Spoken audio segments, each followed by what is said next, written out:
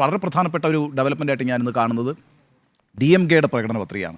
വളരെ മനോഹരമായൊരു പ്രകടന പത്രികയാണ്. അത് ഇപ്പം ഒരു ദേശീയ തെരഞ്ഞെടുപ്പിലാണ് അവർ മത്സരിക്കുന്നത്. ആ മത്സരിക്കുന്നത് കൊണ്ട് തന്നെ സംസ്ഥാനത്ത് അവരെന്ത് ചെയ്യും നല്ലല്ലോ പറയുക. സ്വാഭാവികമായിട്ടും അവർ അധികാരത്തിൽ വന്നാൽ ദേശീയ രംഗത്ത് എന്താണ് അവർ ചെയ്യാൻ ഉദ്ദേശിക്കുന്നത് എന്നാണ് പറയുക. അവിടെ വളരെ പൊളിറ്റിക്കലായ ഒരു പ്രകടന പത്രിക ഇന്ന് DMK പുറത്തിറക്കിയിരിക്കുന്നു എന്നുള്ളതാണ്. അതായത് ഹിന്ദുത്വ രാഷ്ട്രീയത്തിനെതിരെ ഒരു ദ്രാവിഡ രാഷ്ട്രീയത്തെ അതിശക്തമായി ഉയർത്തിപ്പിടിക്കുന്ന ഒരു പൊളിറ്റിക്കൽ മാനിഫെസ്റ്റോയാണ്.